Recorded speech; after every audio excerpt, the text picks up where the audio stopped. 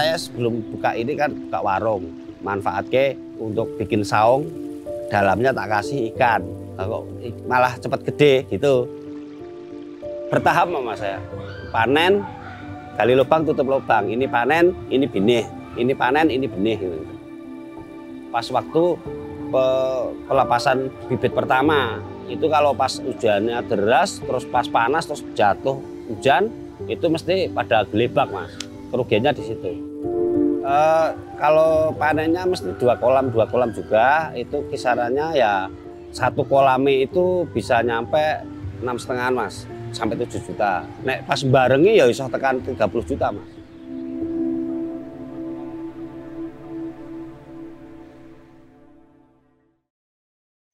Nama saya Arjuno.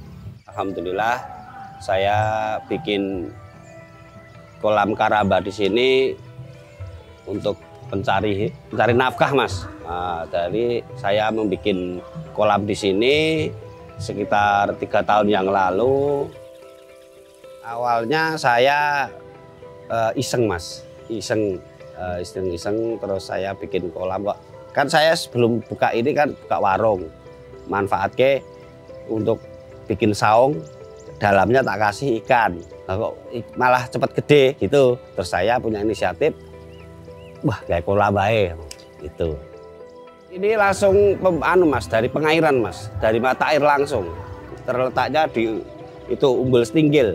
Umbul Stinggil itu tempatnya di Karangduwet. Itu untuk pengairannya sangat gede, sangat besar sekali. Dan itu saya memanfaatkan sungai itu, air ini biar ada manfaatnya gitu mas. Saya terus punya inisiatif bikin kolam, buat kolam nila peternakan sama konsumsi. Awal mula saya bikin karamba di sini 2 kolam mas. 2 kolam ukurannya 5 meter kali 5 meter.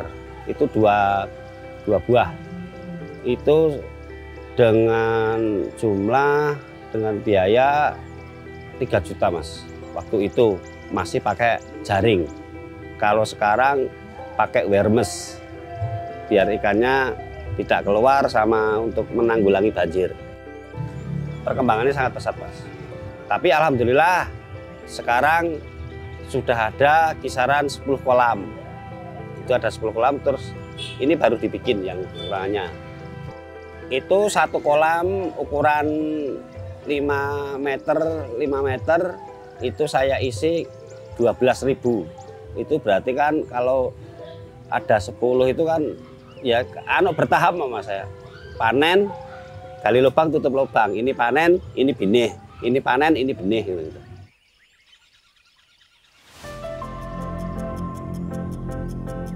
Kalau yang di budidaya ini ikan kakap sama nila.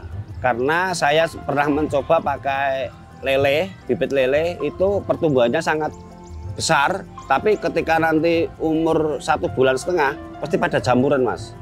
Karena mungkin ngaruh karena faktor airnya ada istilahnya minyak gitu mas. Untuk masalah bibit saya selama 3 tahun saya ambil di perikanan janti mas. Itu ikannya alhamdulillah sangat, jadi induknya sangat besar sekali. Induknya sangat besar itu, dan saya mengambilnya selama 3 tahun ambilnya di perikanan janti. Saya pakai yang merek 781 itu sebenarnya pakan lele.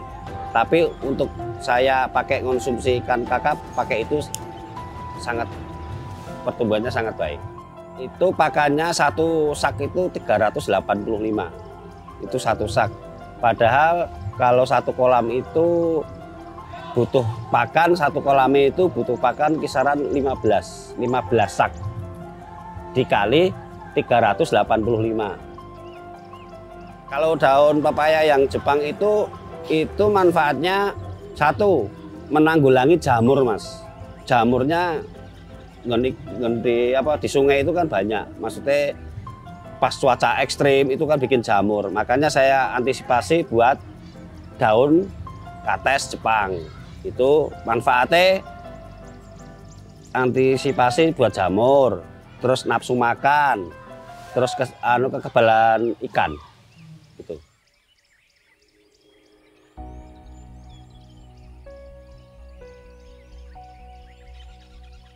Oh, kalau di sini itu wilayah Pengging itu kan peninggalan keraton, Mas. Jadi Pakubono ke-10, terus Eyang Yosodipuro, jadi para leluhur ya kayak gitu. Terus Ki Ageng Pengging itu ada di sini, sekitar sini juga. Nah, di sini kan dulu kan juga untuk kungkum para dahulu kala, para leluhur itu kan buat kungkum. Ada mesti kalau di sini setahu saya dan saya ini juga masih Trah Karaton juga. Kalau ada masjid peninggalan bersejarah itu mesti depannya ada sungai, ada kolam, ada umbul. Itu buat Mas. Kalau di sini buat membersihkan secara jasmani, kalau rohaninya di masjid gitu. Keunggulannya air di sungai ini airnya bersih, airnya sangat bersih, dan air itu juga bermanfaat untuk buat para pengunjung kungkum, Mas. Di Umbul Setingkil sama Umbul Sungsang itu bukan hanya untuk ikan saja, tapi untuk istilahnya tirakat, mandi di situ, kungkum. Mata airnya di sini sangat besar, dan itu kemarin sudah disurvei dari kemarin tahun berapa itu dari ITB. Kalau banyu sungai Umbul Sungsang ini pH-nya 7, Mas. Itu airnya sangat bagus untuk kesehatan. Kalau mandi di sini mitosnya awet muda, Mas. Sama buat tombo. Ya kebersihannya, Mas. Kebersihannya sama air mengalir. Jadi tidak pakai apa itu gilingan itu. Nah, itu kan langsung alami itu. Airnya deras, ikannya juga sehat-sehat. Bersih. Terus maka dari itu saya buat kolam di sini. Kalau saya di rumah juga punya kolam, Mas. Tapi pembesarannya itu sangat lama, sampai 7 bulan. Nah, tekor pakan loh, rugi pakan saya. Gitu. Ya pertumbuhannya juga beda, Mas, karena ini istilah banyak pengunjung di sini tuh ingin ikut-ikutan, Mas. Sampai saya itu juga nggak bisa menjawab. Wong ini juga bukan milik saya kalau di sungai kan. Terus saya juga nggak boleh kalau orang luar ikut di sini, itu hanya untuk pribumi setempat aja. Gitu. Banyak yang mau di sini, Mas. Iya, banyak investor tapi saya nggak mau. Oh, cara pengembangannya ya untuk pertama kali itu saya beli 5.000 ekor. Akhirnya kok pertumbuhannya sangat pesat. Langsung seharusnya itu tumbuh di kolam biasa selama 6 bulan. Terus saya di sini baru 4 bulan itu sudah besar-besar, Mas. Itu ngaruh dengan airnya, Mas.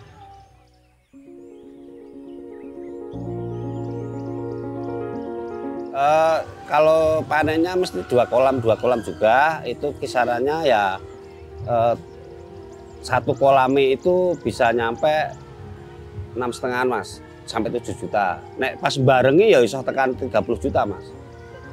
Kalau pas bareng, iya itu kalau waktu ini kan baru ada 8, yang 2 belum jadi. Kalau pas waktu ada 10 kolam itu sampai 70 juta, Mas. Kan tinggal ngepengke, Mas, 3,5 juta kali 3 kali 10. Alhamdulillah ya pernah, Mas, pernah 1 kali pas cuaca ekstrim. Cuaca ekstrim itu ketika panas langsung hujan. Pas waktu pelepasan bibit pertama itu kalau pas hujannya deras, terus pas panas terus jatuh hujan, itu mesti pada gelebak, Mas. Kerugiannya di situ. Makanya ketika saya nanti menaruh bibit ikan kakap itu saya naruhnya malam, Mas. Kalau malam itu kan cuacanya dingin, maksudnya dingin enggak panas ngeget gitu loh. Gitu. Perubahan cuaca itu sangat ngaruh, Mas. Kalau rugi ya berapa ya, Mas? Kalau pas waktu penaburan ikan itu ya kisaran rugi ya 10 juta. 10 juta waktu pertama kali. Ya sebenarnya ya kalau kesulitannya itu cuma apa ya, Mas, waktu banjir. Itu kan ada sampah-sampah dari perumahan, bukan wilayah setempat, tapi perumahan di sana yang paling ujung itu kalau buang sampah di sungai. Kalau masyarakat RT Bendan sini untuk Dukuh Bendan, alhamdulillah di sini tidak ada yang membuang sampah, cuma dari ujung-ujung sana. Enggak, saya optimis Mas, karena saya yakin itu kembali ke rezeki lagi. Terus saya yakin air sini sangat bersih, itu ngaruh gede. Saya teroptimisnya di situ. Ini belum ada paguyuban, cuma masih mandiri-mandiri. Maksudnya ketika saya bikin kayak gini, teman-teman termotivasi bikin kayak gitu. Harapan ke depan saya semoga teman-teman yang ada di sini yang istilahnya pengelola ikan, semoga selalu optimis. Istilahnya optimis, semangat biar di sini biar rejo lagi kayak dulu.